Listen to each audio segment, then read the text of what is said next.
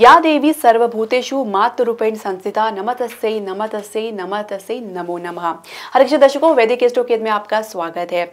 दर्शकों, सनातन धर्म में विक्रम संवत का पालन किया जाता है, ये सब हम जानते हैं। हम आपको बता दें कि विक्रम संवत तिथि जो होती है वो चंद्रमा की चाल पर निर्धारित होती है और इसके अनुसार हिंदू का जो कैलेंडर का पहला दिन होता है वो चैत्र मास के शुक्ल पक्ष की प्रतिपदा तिथि को होता है और जो इस वर्ष ये तिथि पड़ने जा रही है 9 अप्रैल 2024 को बनने जा रही है। तो इसी दिन हमारा जो हिंदू का नया वर्ष की शुरुआत होगी। इसके अलावा दर्शकों, अगर हम ये बताएं कि इसी दिन आपका जो नवरात्रि का प्रारंभ भी होने जा रहा है, क्योंकि ज्योतिषीय गणना के अनुसार नव विक्रम संवत के जो स्वामी होते हैं वो इस वर्ष जो है वो मंगल होने जा रहे हैं, हम सबको पता है। इसके अलावा उनके जो मंत्री है वो शनि रहेंगे। तो संवत का जो ये है 2081वां वर्ष होगा। और इसके अलावा जो हिंदू वर्ष की विशेषता ये है कि वर्ष के पहले दिन ही, जैसे मैंने बताया कि नवरात्रि की जो है त्योहार शुरू होने जा रहा है। साथ ही इस दिन गुड़ी पड़वा और युगादि पर्व भी मनाया जाता है। वैदिक पंचांग के अनुसार इस दिन 2 अत्यंत शुभ जो है योग बनने जा रहे हैं, जिसमें सर्वार्थ सिद्धि योग और अमृत सिद्धि योग कहा जाता है। इसके अलावा चैत्र नवरात्रि को राम नवरात्रि भी कहा जाता है, क्योंकि नवरात्रि के 9वें दिन रामनवमी मनाई जाती है, जो कि राम जी के जन्म उत्सव है और उसमें बहुत धूमधाम से मनाया जाता है। इस बार तो ये विशेष रूप से मनाया जाएगा क्योंकि हमारे रामलला जो है अयोध्या में विराजित हो गए हैं, तो ये उत्सव तो और भी ज्यादा महत्वपूर्ण हो गया है। इसके अलावा नवरात्रि की आराधना वैसे हर वर्ष 4 बार होती है, जिसमें 2 धूमधाम से मनाई जाती है और 2 जो है गुप्त रूप से मनाई जाती है।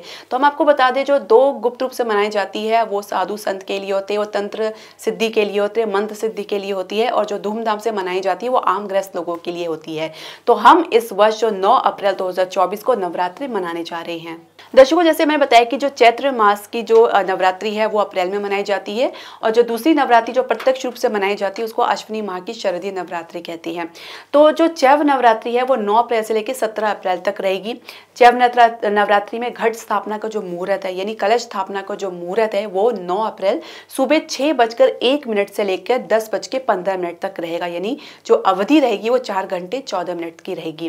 पंचांग के अनुसार चैत्र मास की वैसे शुक्ल पक्ष की प्रतिपदा तिथि की शुरुआत जो है 8 अप्रैल रात को 11:50 से शुरू हो जाएगी, जो कि 9 अप्रैल को 8:30 रात तक रहेगी, यानी कि इसमें समाप्त हो जाएगी। इसके अलावा जो कलश स्थापना का जो मुहूर्त, जैसे मैंने बताया है कि सुबह 6:01 से लेकर 10:15 तक रहेगा। नवरात्रि संस्कृत का शब्द है जिसका मतलब है 9 रात्रि, यानी 9 दिन माता के 9 स्वरूपों की पूजा प्रतिष्ठा की जाती है। इनका जो क्या कहते हैं व्रत किया जाता है, इनका माला जाप किया जाता है या तंत्र विधि से इनकी पूजा की जाती है, या मंत्र सिद्धि के लिए भी ये 9 रात्रि जो है बहुत ही महत्वपूर्ण है। इसके अलावा जैसे भक्तगण इन दोनों नवरात्रों में जो पूजा पाठ व्रत करते हैं, अनुष्ठान करते हैं, तो निश्चित तौर से उसका प्रभाव भी सात्विक देखने को मिलता है। ये नवीनीकरण, सुरक्षा और बुराई पर अच्छाई का प्रतीक है, क्योंकि हम सभी 9 दिन तक जो है माता की सेवा में संलग्न रहते हैं, साथ ही उनकी पूजा अर्चना करते हैं, तो जिसके वजह से हमारे भीतर एक सात्विक गुणों की उत्पत्ति होती है। तो इसलिए कहते हैं ये बहुत ही महत्वपूर्ण है और घर में भी ये वातावरण को शुद्ध करता है, नकारात्मकता को बाहर निकालता है। इसके अलावा नवरात्रि जो है हमारे भीतर न सिर्फ कहते हैं कि भक्ति उत्पन्न करती है, बल्कि सांस्कृतिक एकता और आध्यात्मिकता की भावना को भी बढ़ाता है। तो ये 9 दिन आप चाहें तो अपने अभिष्ट फल की प्राप्ति के लिए माता को प्रसन्न कर सकते हैं। ये बहुत ही उचित अवसर है आपके लिए, बहुत ही बढ़िया अवसर है। तो हो सके तो इन 9 दिनों में अपने आप जो है अपने भीतर कुछ परिवर्तन लाने के लिए आप बहुत से नियमों का पालन कर सकते हैं, जिसके आधार पर आपको इसका फल प्राप्त होगा। अन्यथा आपको कुछ न कुछ समस्या देखने को मिल सकती है, क्योंकि जब भी हम कोई नियम पालन नहीं करते हैं, उसके बिना नियम पालन के पूजा पाठ या व्रत करते हैं, तो निश्चित रूप से उसका परिणाम जो है गलत हमको देखने को मिलता है। दर्शकों, माँ के जो 9 रूप है ये हम सब जानते हैं, जिसमें शैलपुत्री है, ब्रह्मचारिणी है, चंद्रघंटा है, कुष्ठमांडा है, स्कंद माता है, कात्यायनी माता है, कालरात्रि माता है और महागौरी माता है, जिनकी पूजा 9 दिन में पृथक रूप से पृथक आराधना से की जाती है। नवरात्र के दौरान पूजा का अनुष्ठान करने से देवी दुर्गा माता का आशीर्वाद प्राप्त होता है, उनकी प्रसन्नता प्राप्त होती है, जीवन में जो बाधाएं आती है उनसे दूरी मिलती है। इसके अलावा विभिन्न प्रयासों में अगर सफलता आपको नहीं मिल पा रही, तो इन दौरान अगर आप माँ से प्रार्थना करें, उनकी पूजा आराधना करें, तो आपको सफलता निश्चित तौर से प्राप्त होगी, इसमें कोई भी संदेह नहीं है। इसके अलावा भक्त व उनके परिवार के लिए शांति, समृद्धि और खुशी, प्रसन्नता लेकर आता है ये त्योहार। 9 दिन के दौरान यदि हम नियम अनुसार, अनुशासन के अनुसार अगर हम माता की पूजा आराधना करें तो आपको परिणाम निश्चित तौर से सकारात्मक देखने को मिलेगा।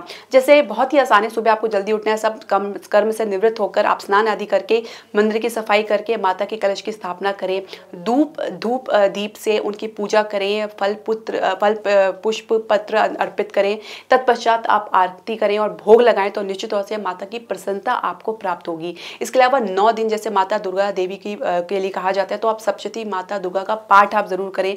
ये बहुत ही शक्तिशाली पाठ है, यदि आप कर सकते हैं तो बहुत जरूरी है कि आपको इस दौरान जरूर करना चाहिए। इससे ना सिर्फ आपको मानसिक शांति प्राप्त होती है, बल्कि आपके भीतर जो भय बना हुआ है, शंका बनी हुई है, उससे भी आपको निवृत्ति मिलती है। इसके अलावा जो भी अन्य समस्याएं आपके जीवन में बनी हुई हैं, उससे भी आपकी समस्याएं दूर होती है। तो यह पाठ बहुत ही शक्तिशाली है। इसके अलावा आपको सात्विक भोजन लेना चाहिए, मांसाहार चीज़ों से, मांसाहार भोजन से या मादक पदार्थों से, अल्कोहल से आपको दूर रहना चाहिए, बिल्कुल भी इसका सेवन करना नहीं चाहिए। सात्विक भोजन में आपको बिना लहसुन प्याज का भोजन करना चाहिए। तो यदि स्पेशली अगर आपने अपने घर में माता की पूजा कर रहे हैं, उनके कलश की स्थापना कर रहे हैं, तो ये नियम आपके लिए बाध्य है, तो आपको ये जरूर करना चाहिए। हो सके तो मंदिर में नियमित तौर से दीपक जलाएं, सुबह शाम जलाएं। अखंड अगर आप नहीं जला सकते तो सुबह शाम इस जरूर जलाएं। तो निश्चित तौर से अगर आप इस नियमों का पालन करेंगे, और माता वैसे भी देखिए, माता भाव के भूखे होते, जितने भी हमारे भगवान है सब भाव के भूखे हैं। तो आप अपने भाव, अपनी श्रद्धा जरूर रखें। नियम तो बहुत जरूरी है, क्योंकि माता का जो व्रत होता है उसमें नियम का जो पालन करना बहुत ही अनिवार्य होता है, अन्यथा माता की अप्रसन्नता प्राप्त होती है।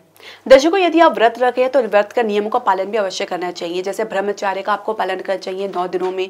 साथ ही झूठ ना बोले, साथ ना ही कोई अपशब्द कहे, क्रोध से दूर रहे, महिलाओं का सम्मान करें। तो ये छोटी छोटी बातें अगर आप पालन करेंगे तो आपको जो आपका फल है उसको आपको मिलने से कोई भी नहीं रोक सकता। इसके अलावा माता के व्रत जो है शास्त्र सम्मत विधिवत व अर्चना के साथ ही करना चाहिए। व्रत के बीच बिल्कुल नहीं तोड़ना चाहिए। यदि आपको कोई गंभीर समस्या ना हो, यदि कोई गंभीर बात है तो माता से क्षमा याचना के बाद आप व्रत तोड़ सकते हैं। व्रत के बाद उद्यापन करना बहुत जरूरी है। 9 दिन कन्याओं को हो सके तो भोजन कराइए, किसी एक दिन आप भोजन खिला सकते हैं, साथ ही यथोचित उनको दक्षिणा दे सकते हैं। इसके अलावा आप अपनी सामर्थ्य अनुसार जो भी आपको देना चाहे उपहार दे सकते हैं। नवरात्रि के आखिरी दिन आप हवन पूजा अवश्य करें। देखिए, क्योंकि माँ का आप आवाहन करते हैं, आप अपने उनको घर में बुलाते हैं, तो उनका विधा भी उसी प्रकार करना चाहिए। तो इसलिए हवन करना बहुत जरूरी है, क्योंकि पूर्ण आहुति तभी होती है। इसके अलावा माँ की प्रसन्नता प्राप्त करने के लिए यदि आप चाहते हैं कि आपके घर में लक्ष्मी जो है स्थिर रहे, तो 9 दिन आप माता को लाल पुष्प अवश्य चढ़ाएं और खीर का भोग अवश्य लगाएं। इसके अलावा अन्य उपाय में हम आपको बताने जा रहे हैं, उसके आप जरूर करें। निश्चित तौर से आपकी जो समस्या है या जो भी आपके जीवन में या आपके घर में कोई कमी हो तो दूर होगी। तो आप जो ये उपाय है आप पूरी श्रद्धा और विश्वास के साथ करें तो इसका आपको फल जरूर प्राप्त होगा। मैं जो उपाय बताने जा रही हूँ बहुत ही आसान है, और जो उसमें सामग्री चाहिए होती है बहुत ही आसानी से उपलब्ध हो जाती है। नवरात्रि के प्रथम दिन आप एक विशेष उपाय आप कर सकते हैं। इसमें आपको कुछ विशेष भागदौड़ करने की आवश्यकता नहीं है। आपको क्या करना है कि 1.25 मीटर का लाल कपड़ा लेना है और उसमें आपने 5 हल्दी की गांठ रखनी है। इसके अलावा 5 सुपारी रखनी है, 5 छोटी हरी इलायची और 5 जोड़े लौंग के रखने हैं, 1 मुट्ठी चावल रखना है और 1 चुटकी हल्दी डालना है। उसके बाद यथा अनुसार आप उसमें दक्षिणा डाल के पोटली बांध के माता के समक्ष आप रख दें। आप मंदिर में रख दें और उसकी पूजा अर्चना करें। साथ ही इसके बाद आप लाल पुष्प माता को जरूर चढ़ाएं और अनार जरूर चढ़ाएं। आपकी जो मनोकामना उनसे कहें। इसके अलावा ये पोटली आप पूरे 1 वर्ष तक रख सकते हैं, जिससे आपके घर में आपकी रक्षा हो सकती है, जो भी बाधाएं वो दूर होती हैं।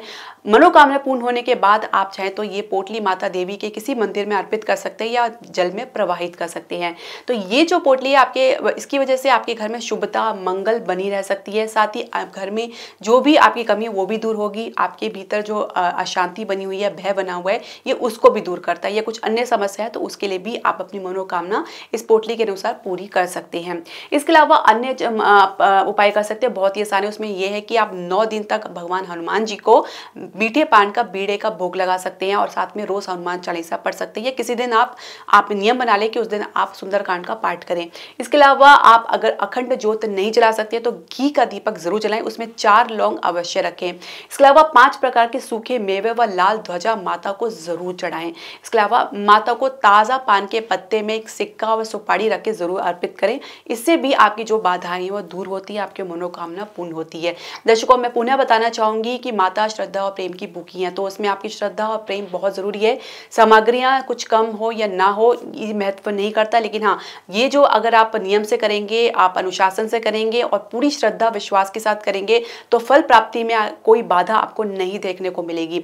लेकिन जैसे मैंने बताया कि कुछ नियम का पालन जरूर करना चाहिए आपसी भाईचारा बनाने के लिए। और दूसरी बात यह है कि आप किसी प्रकार के कोई दुर्गुणों को अपने भीतर लाने ना दें। मौन व्रत का हो सके जितना हो सके पालन करें, बुराई से दूर रहे, झूठ से दूर रहे, छल कपट से दूर रहे, तो निश्चित तौर से आप देखेंगे कि आपके भीतर एक सात्विक गुणों का निर्माण होता जा रहा है। तो दर्शकों, ये जो उपाय है बहुत ही आसान है, आप इसे जरूर करें। साथ ही नवरात्रों की हार्दिक हार्दिक शुभकामनाएं हमारी पूरी टीम की तरफ से। इसके अलावा आपको माता का आशीर्वाद प्राप्त हो, माता की श्रद्धा और भक्ति आपको प्राप्त हो, इस प्रकार का हम विश्वास आपके सामने रख रहे हैं। दूसरी बात यह है कि दर्शकों, आप नवरात्रों का जो भी आप पालन कर रहे हैं उसको अगर आप व्रत नहीं भी कर सकते तो आप माता के किसी भी एक पाठ जो दुर्गा सप्तशती का आप एक पाठ को लेकर कर सकते हैं, तो निश्चित तौर से आप वो भी कर सकते हैं। यदि आपके पास समय का अभाव है तो आप सिद्धि कुंजिका स्त्रोत का पाठ कर सकते हैं, ये दुर्गा सप्तशती के पाठ के बराबर ही होता है। तो उसका भी आप सुबह स्नान के बाद माता के समक्ष इस पाठ को आप जरूर करें और नियमों का पालन करें। दर्शकों, आपके जो भी प्रश्न, सजेशन या राय है आप हमारे कमेंट बॉक्स में जरूर डालें। हरे कृष्णा।